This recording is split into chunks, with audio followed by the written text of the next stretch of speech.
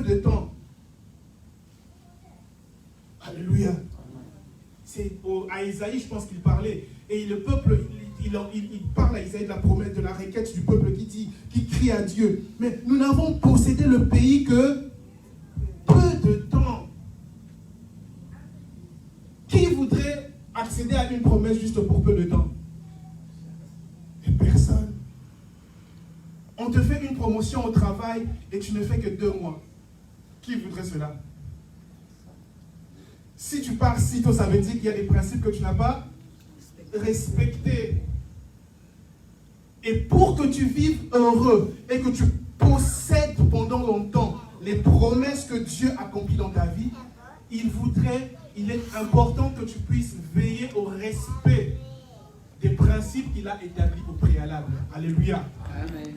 Parce que de cela dépend notre durée dans la terre promise.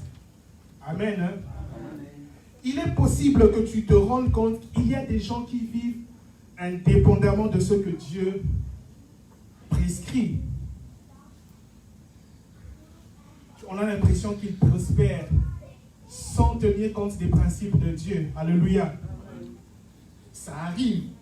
Il y a des gens, tu les regardes, tu sais que la parole de Dieu, les commandements de Dieu, ils s'en foutent. On a l'impression qu'ils font quoi? Ils prospèrent. Il y a dans le psaume chapitre 73, de 1 à 20, un homme qui s'appelle Asaph. Il est en train de passer par une situation difficile. Il est en train d'observer et il va vers Dieu. Il essaie de comprendre pourquoi est-ce que ces personnes qui ne te respectent pas, qui ne vivent pas en fonction de tes commandements, j'ai l'impression qu'ils vivent mieux que moi. La manière dont ils sont en train de vivre et de prospérer, j'ai l'impression que c'est comme si c'est à tort que moi je me casse, je m'efforce pour respecter tes commandements. Mais eux cependant, psaume 73, eux cependant, ils sont en train de vivre leur vie tout bonnement, sans tenir compte de tes principes, sans tenir compte de tes commandements. Et ça me donne l'impression que moi je prends du retard pour rien à vouloir te plaire, toi Dieu. Alléluia. Et j'aime maintenant sa réflexion quand il arrive au verset 13. Psaume 73. 73. Ah, sorry. Ok. Psaume 73, verset 13. Il dit ceci. Alors, c'est donc en vain que je suis resté pur. Ça, c'est quand il est en train de réfléchir maintenant. Il dit, c'est donc en vain que je suis resté pur, que j'ai lavé les mains en signe d'innocence. Tous les jours, je subis des coups, je suis châtié chaque matin. Si je disais, parlons comme eux, alors je trahirais tes fils. Verset 16. Je me suis mis à réfléchir, j'ai cherché à comprendre. Je trouvais tout cela bien trop injuste, jusqu'à ce que je sois entré dans la maison de Dieu et où j'ai réfléchi sur le sort qui les attend. Car en effet, tu les mets sur un terrain glissant et tu les entraînes vers la ruine. Et soudain, la catastrophe, en un instant, ils sont perdus, ils sont détruits et l'épouvante les saisit. Comme les images du rêve s'évanouissent, après le réveil, ô Éternel, quand tu interviendras, tu les feras disparaître. Alléluia. Il s'est dit, avant que je n'entre dans la présence de Dieu, avant que je ne commence à considérer la pensée de Dieu, avant que je n'aille en face de Dieu et discuter avec lui, lorsque je voyais la prospérité des méchants, ça m'inquiétait. Parce que certaines choses qu'ils faisaient, je me réservais de les faire par respect pour toi, Dieu. Alléluia. Et c'est ce que beaucoup de gens traversent dans le monde d'aujourd'hui.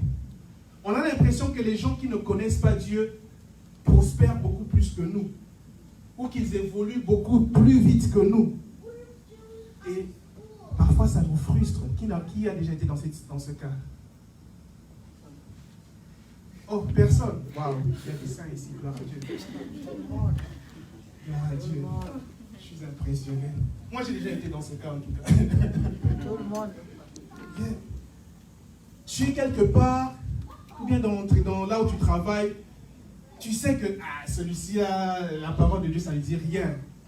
Mais quand tu le regardes, il a peut-être une plus belle voiture que toi. Il a peut-être une plus belle maison que toi. Et quand tu observes ça, tu dis, mais Dieu, à quoi ça me sert de continuer à me comporter comme un enfant de Dieu, un fils du royaume? Regarde ces personnes, ils ne te respectent pas, ils ne te connaissent même pas. J'ai l'impression que je vis 10 fois moins bien qu'eux. Et c'était ça, Asaph.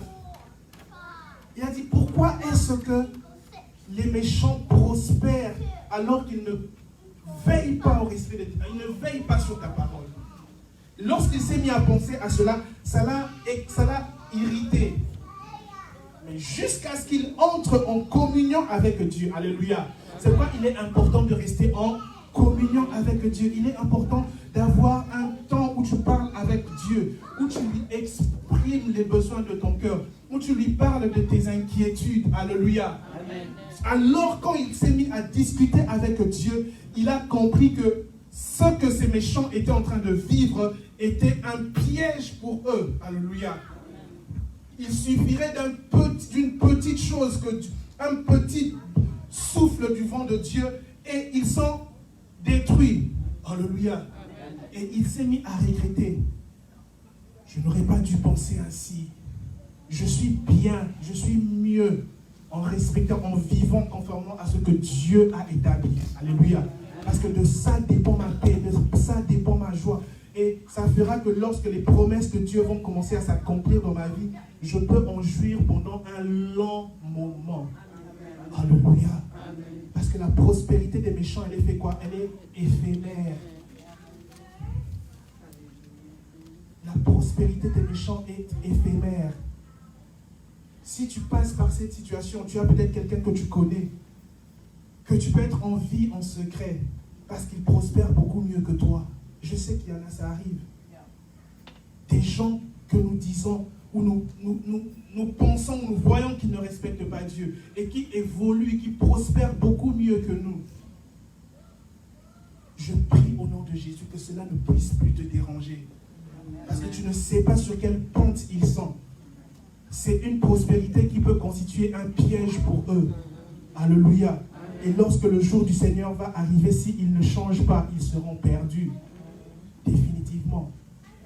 Tu fais bien de t'attacher à Dieu. Tu fais bien de t'attacher à Dieu. Tu fais bien de vivre en fonction des principes que Dieu a établis. Alléluia. Amen. Parce que de ça dépend ta longévité, de ça dépend ton bonheur, de ça dépend le bonheur de tes enfants après toi. Alléluia. Tu auras de quoi laisser un héritage vrai à tes enfants, à ta prospérité après toi. Alléluia. Donc, comme je suis en train de dire, Dieu veut que nous puissions veiller à ses commandements. Et il dit qu'en fonction de cela, nous allons vivre longtemps. Amen.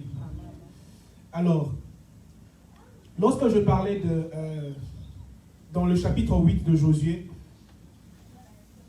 il parle d'une chose, que ce livre de la loi ne s'éloigne point de ta bouche. Médite-le jour et nuit. Et je l'ai dit tantôt, le mot qui est utilisé pour parler de médite-le jour et nuit, dans la version juive, il dit, si je dois traduire littéralement en français, ça dit, fais-toi le gestionnaire du contrat que Dieu a mis à ta disposition afin de veiller à son accomplissement. Alléluia. Le mot chouma que j'avais évoqué tantôt. Si on traduit littéralement, ça veut dire que ce livre de la loi reste dans ton cœur. Et avec cela, deviens le gestionnaire de ce contrat. Alléluia. Sois quelqu'un qui veille à ce contrat en sorte que son accomplissement puisse être bénéfique tant pour toi et pour la personne qui te l'a soumis. Est-ce que je me suis fait comprendre? Il dit aux enfants d'Israël, dans Josué 8, si je dois traduire littéralement la version hébreuse de la Bible que j'ai utilisée, il dit que fais en sorte que les principes contenus dans la Torah, dans le livre de la loi, puissent rester dans ton cœur. Avec cela, ça te donne le droit d'être gestionnaire. Alléluia. Ça te donne le droit d'être gestionnaire de ce contrat. En sorte que lorsque, avec le temps, ce contrat arrivera à son terme, que toi et la personne qui te l'a confié puissiez bénéficier mutuellement. Alléluia. Amen. Parce que Dieu veut que tu puisses bénéficier aussi de ce qu'il est en train de viser dans ta vie. Alléluia. Lorsque Dieu fait des promesses, ce n'est pas seulement pour son bien-être. Ce n'est pas seulement pour notre bien-être. C'est aussi pour son bien-être, comme je disais. Il nous étend sur des différents territoires pour que nous puissions étendre aussi sa louange. Alléluia. Il tire aussi un bénéfice dans le fait, Dieu tire aussi un bénéfice dans le fait que nous puissions posséder des territoires. Et lorsqu'il fait de nous des gestionnaires de comptes comme cela, ça me rappelle une parabole dans Matthieu chapitre 25. Matthieu chapitre 25, il n'y a que 2 versets que je vais utiliser pour illustrer ce que je veux dire. Matthieu chapitre 25, versets 14 et 19. Matthieu chapitre 25, versets 14 et 19. La Bible dit ceci. Il en sera comme d'un homme qui, parti pour un voyage, il convoqua ses serviteurs et leur confia l'administration de ses biens. Verset 19. Longtemps après, le maître de ses serviteurs revint et il leur fit rendre des comptes de leur gestion. Alléluia. Ce que Dieu te donne, il attend des comptes par rapport à cela. Alléluia. Toute promesse que Dieu accomplit dans ta vie, sache que tu dois rendre compte pour cela. Tout ce que Dieu met à ta disposition, sache que tu dois rendre compte pour cela. Alléluia. Tout ce que Dieu met à ta disposition, tu rendras compte pour cela. Mais comment vas-tu rendre compte si tu ne connais pas les principes qui devaient faire fonctionner ce bien qui a été mis à ta disposition? Alléluia. Amen. Quand quelqu'un vient te rendre des comptes, il ne peut te demander des comptes qu'en fonction de ce qu'il avait établi au préalable, n'est-ce pas? Amen. Quelqu'un ne peut pas venir me demander des comptes pour des choses qu'il ne m'a pas fait comprendre bien avant. Quand vous allez déposer les enfants au daycare, des enfants au daycare, on nous fait signer des documents, n'est-ce pas? Mais si quelque chose arrive à ton enfant et que ce n'était pas écrit dans le contrat, est-ce que tu prends une mesure de réclamer? Non. Et c'est la même chose avec Dieu. Lorsqu'il met à notre disposition des biens, lorsqu'il nous fait gestionnaire des choses célestes, des biens tant célestes, spirituels, matériels, financiers, quoi que ce soit, nous devons rendre des comptes. Et c'est pourquoi il est en train de dire, veille au respect, que ce livre de la loi ne s'éloigne pas. Prendre dans la loi, dans la justice, lorsque on va en procès, lorsque les gens vont au procès, il y a une phrase qu'on dit souvent, nul n'est... Est-ce qu'on peut me dire ça? Nul n'est... Alléluia.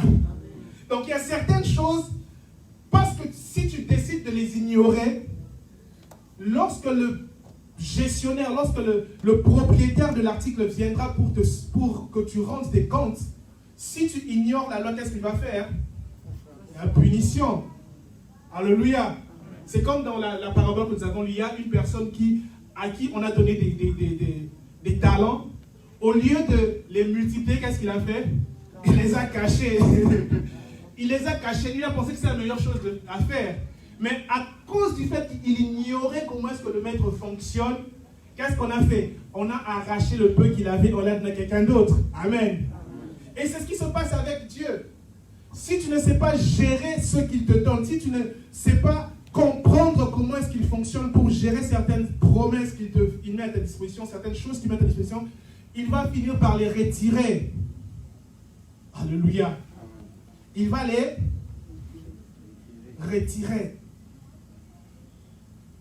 Je veux que tu comprennes cela. Alors que tu es en train de chercher que Dieu puisse accomplir des promesses dans ta vie, rassure-toi que tu comprennes aussi les principes qui font fonctionner cette promesse. Alléluia. Amen. Rassure-toi que tu comprennes les fondements de cette promesse. Parce que si tu commences à te détourner de comment ces fonctionnements, comment ces promesses doivent fonctionner, alors petit à petit, Dieu va faire quoi? Il va retirer. Alléluia. Amen. Le respect des paroles de Dieu, le respect de ce que Dieu a établi. Il attend de nous cela. Parce que tout ce que nous recevons, tout ce que nous avons, nous vient de Dieu.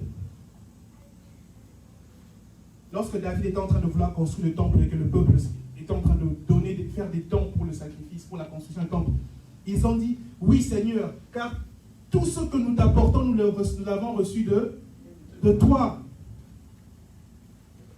Puisque tout ce que tu as reçu de Dieu, sache qu'il attend des comptes pour tout ce qu'il a mis à ta disposition. Amen. Tu es marié, tu es père de famille, tu as des enfants, tu as une famille à ta responsabilité. Dieu attend aussi, va te demander des comptes aussi pour les personnes qui sont autour de toi. Alléluia. Tu es pasteur, tu as l'église. Dieu va te demander des comptes pour les gens qu'il a mis sous ton contrôle. Alléluia. Il va te demander des comptes. Tu as une femme, Dieu te demandera des comptes. Tu as des enfants, Dieu te demandera des comptes. Alléluia. Tu dois connaître les principes qui font fonctionner tout ce que Dieu met à ta disposition. Afin de pouvoir rendre des comptes comme un bon gestionnaire.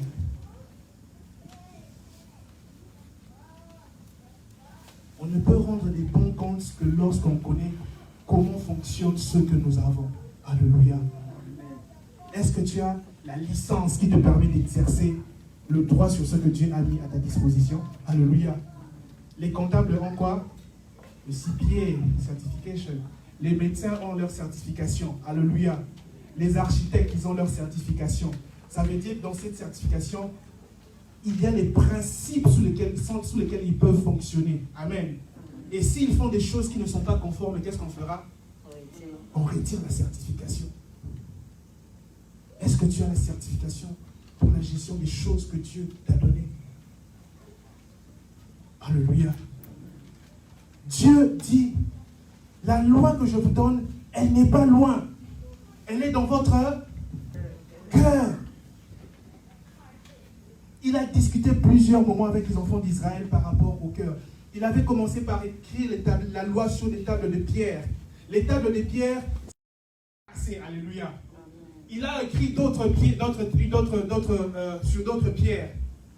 Mais malgré cela, le peuple avait toujours du mal à faire quoi? À lui obéir. Alléluia. Et finalement, il dit, je serai obligé d'écrire ces tables, ces lois dans votre cœur. Ézéchiel chapitre 36. J'aime bien cette partie de la Bible.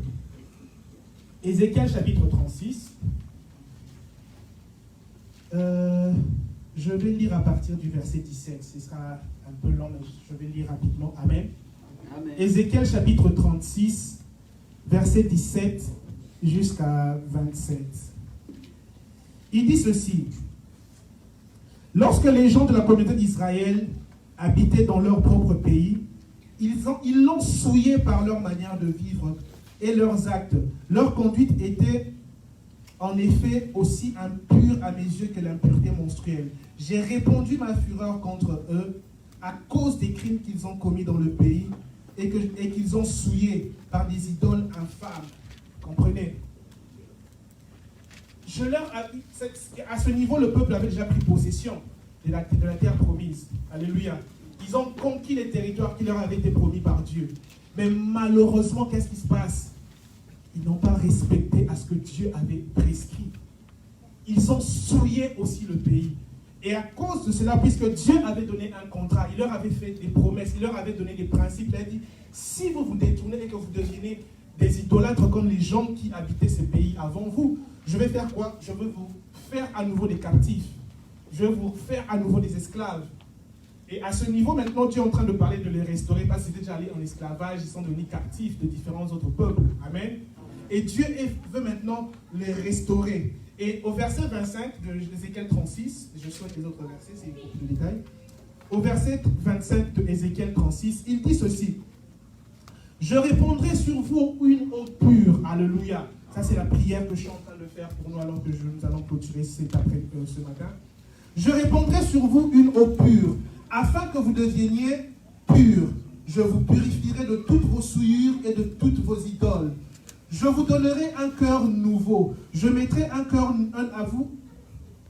Je mettrai en vous un esprit nouveau. J'enlèverai de votre être le cœur de pierre et je vous donnerai un cœur de chair. Je mettrai en vous mon esprit et je ferai de vous des gens qui vivent selon mes lois et qui obéissent à mes commandements pour les appliquer. Donc c'est une question de cœur. Dieu est en train de parler, d'insister sur le problème du cœur. Comment est-ce que tu vis, comment est-ce que tu gères ton cœur? Le problème, c'est le cœur. Lorsque Dieu parle aux enfants, à Josué, lorsqu'il parle aux enfants d'Israël par Josué, en leur disant de veiller au livre de la loi qui puisse rester près de la bouche, Dieu est en train, en fait, de faire allusion à comment est-ce qu'ils devraient gérer leur cœur. Parce qu'en fonction de ce qu'il y a dans ton cœur, tes actes vont découler. Alléluia. Et il est donc en train de parler ici à Ézéchiel, à travers Ézéchiel. Il dit, je vais changer votre cœur de pierre. Pourquoi? Parce que votre cœur est tellement devenu insensible à ma parole. Votre cœur est insensible, il ne sait plus gérer, il ne sait pas respecter les principes que j'ai établis, les lois que je vous ai données, qui vous permettraient de vivre longtemps dans le pays que je vous avais promis. Et à cause de cela, vous êtes retournés dans l'idolâtrie. Vous avez commencé à copier les pratiques des habitants qui vivaient dans ces territoires avant vous. Puisque vous êtes comportés comme cela, je vous ai envoyé en esclavage à nouveau. Vous êtes devenus captifs à nouveau. Et constamment, lorsque vous parcourez la Bible, vous verrez que Dieu est en train de se plaindre au sujet de l'attitude du cœur. Alléluia. Il y a un verset qui est connu par plusieurs. On dit, le cœur de l'homme est tortueux par-dessus tout. Et ce matin, alors que nous sommes en train de tendre vers la fin, je voudrais que tu pries, tu penses à ton cœur. Est-ce que ton cœur a les dispositions nécessaires pour suivre les commandements de Dieu? Est-ce que ton cœur est disposé à aimer et à veiller au respect des commandements de Dieu?